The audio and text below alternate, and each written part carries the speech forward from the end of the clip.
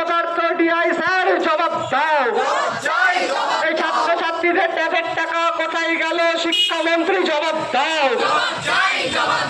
জবাব চাইতেছে তাই লড়ছে লড়বে।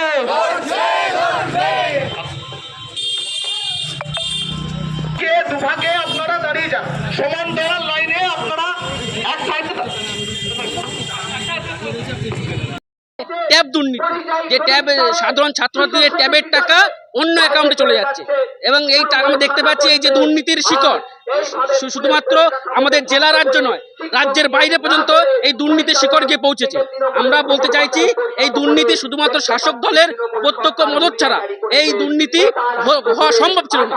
আমরা দেখতে পাচ্ছি যে এই দুর্নীতি হচ্ছে তখন সরকার দোষীদের আড়াল করার জন্য তার পুনরায় টাকা দিতে বাধ্য মানে দিচ্ছে, ছাত্র টাকা দিচ্ছে, কিন্তু যারা দোষী তাদেরকে শাস্তি দেওয়ার এখনো পর্যন্ত কোনো আমরা সুরাহা দেখতে পাচ্ছি না।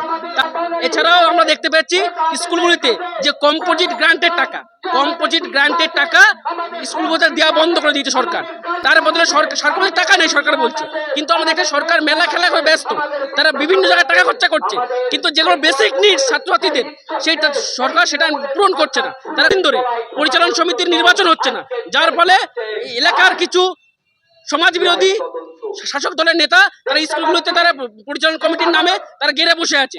আমরা বলতে চাইছি অতি দ্রুত স্কুলগুলিতে মানে গণতান্ত্রিক উপায়ে পরিচালন সমিতির নির্বাচন করতে হবে। আমার নাম প্রবীর ভৌমিক, এসএফআই পূর্ব বর্ধমান জেলার সভাপতি।